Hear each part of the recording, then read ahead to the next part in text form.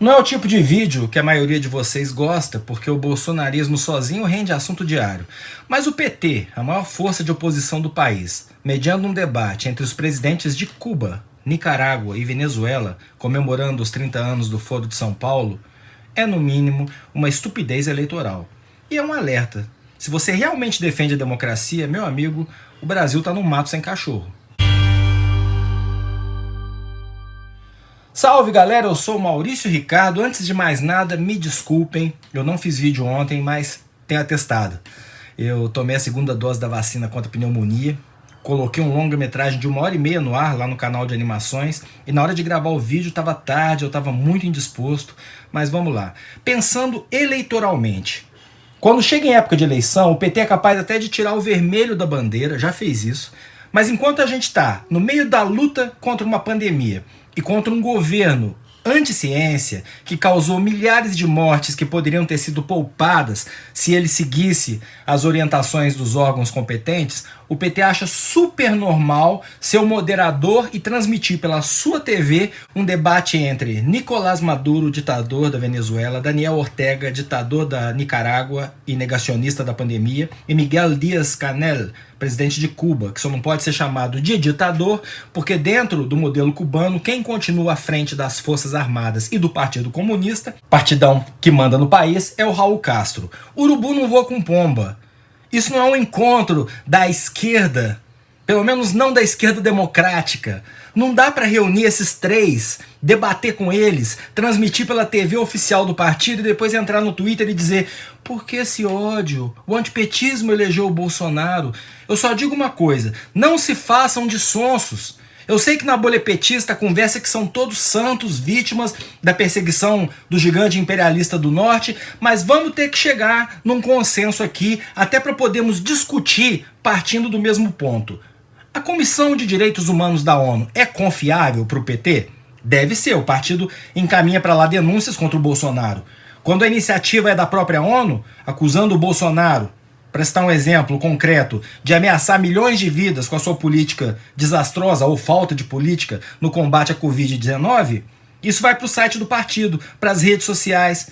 Então por que quando essa mesma ONU denuncia tortura, assassinatos, violações de direitos humanos, nos mais diversos graus e outros crimes contra ditadores que não soltam o osso, ela tá errada? Certo, tá o ditador? A ONU fala: olha mundo, o Maduro emparelhou o sistema judiciário e tá fazendo um monte de coisa errada. O Maduro diz: a ONU não tem autoridade para julgar meu governo. E o PT aceita? O PT, repito, denuncia a atuação realmente criminosa do Bolsonaro na pandemia, mas festeja os 30 anos do Foro de São Paulo com Daniel Ortega, um ditador que ligou a tecla F para a pandemia, mandou a galera se aglomerar e decretou que ninguém lá pega Covid-19. Todas as mortes são por pneumonia. Eu vou abrir um parênteses aqui, só para falar do Foro de São Paulo. Definitivamente começou como um grupo para fortalecer a esquerda nos países do subcontinente há 30 anos, na época da queda do Muro de Berlim. Eu não vou demonizar a iniciativa, como faz o Olavo de Carvalho, porque é até lógico que grupos com a mesma orientação ideológica se reúnam, troquem experiências e façam alianças políticas estratégicas. Mas no momento em que esse grupo trata governos de esquerda, democráticos e ditaduras assassinas com o mesmo peso, é óbvio que ele vai ser rejeitado por qualquer defensor da democracia. Então já aparece o primeiro dilema eleitoral, eu tô falando de propaganda mesmo, do PT, que é: a palavra esquerda já está super desgastada com uma parte expressiva da população brasileira, expressiva ao ponto de definir eleições. Quando gente como eu fala que existem boas ideias nos dois campos ideológicos, defende a alternância no poder, defende que no mundo tecnológico globalizado a gente tem que ter muito mais cuidado ao se apegar a dogmas, porque as coisas mudam muito rapidamente, defende que a gente estaria na boca do gol com uma economia do tamanho da nossa se jogasse esse jogo investindo as fichas no lado certo, educação, tecnologia. A gente já encontra de cara esse muro, estou falando de eleições, que divide esquerda e direita. É um muro imaginário, que polariza, que políticos usam para explorar o medo, para te recrutar. E nesse contexto, o Foro de São Paulo por si só é uma péssima ideia. Repito, para quem é democrata no mundo de hoje, mas em plena pandemia, teve uma edição home office, com os líderes das 3 ditaduras debatendo e a mediação da Mônica Valente, do PT, que é uma militante bastante ativa. E, por favor, não me julguem por trazer isso à tona, é parte da importante biografia dela. Ela é a esposa do Delúbio Soares, ex-tesoureiro do PT que foi expulso do partido em 2005 por causa do escândalo do mensalão. Naquele tempo o PT ainda expulsava. O Lula posava de indignado. Foi antes de mudar o discurso e dizer que todo mundo fazia e que eles são os perseguidos. O que pode ser verdade, mas não inocenta ninguém. O Delúbio foi condenado no mensalão e no petrolão, tá em cana, ou tava, a gente nunca sabe, mas em regime fechado a condenação foi de 5 anos. Então é duro, no auge da minha revolta contra o governo Bolsonaro, ver que em 2022 a gente pode se deparar com a mesma escolha de Sofia no segundo turno. Como eu já disse várias vezes aqui, entre Bolsonaro e o PT, eu que não votei em 2018, vou ter que votar no PT. Eu não sou um idiota que ignorava o discurso de ódio do Bolsonaro quando não fui às urnas. Ao contrário, eu denuncio ele aqui desde 2010, 2011. O que eu não achei foi que as outras instituições pudessem deixar ele implementar essa merda toda que ele está fazendo. Mesmo porque ninguém governa sozinho. Isso está provado agora, quando ele, Bolsonaro, se pendura no centrão para não cair. Então me desculpem, se vocês não acham uma escolha difícil, como disse o famoso editorial do Estadão, a única razão é que o Bolsonaro ultrapassou as previsões mais pessimistas sobre o governo dele. Mas é assim que o PT quer ganhar em 2022? Defendendo ditadores irresponsáveis? Bolsonaro faz apologia à ditadura e à tortura, isso é horrível. Mas Maduro, Ortega e Castro são ditadores que torturam e matam. Ah, é a invenção do gigante imperialista do norte? Me poupem. Eu sei que o PT tem uma ala mais radical e outra mais moderada. Uma coisa que eu ouço muito é que o Haddad, poxa, é um professor, um cara lúcido, um democrata. Como alguém pode ter preferido o brucutu do Bolsonaro ou ter se omitido? Eu vou deixar o link de uma entrevista do Haddad pro El País, justamente sobre a Venezuela. É do ano passado, quando a Gleisi Hoffmann, presidente do PT, foi à posse do Maduro. O que você vê é um confesso bagre ensaboado. Eu vou ler só a primeira pergunta e a primeira resposta.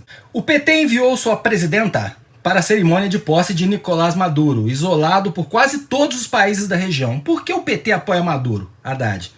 Eu gostaria de situar essa discussão em um plano um pouco diferente. Se não fosse mediação pessoal do Lula durante seu governo, já teria ocorrido uma intervenção dos Estados Unidos na Venezuela.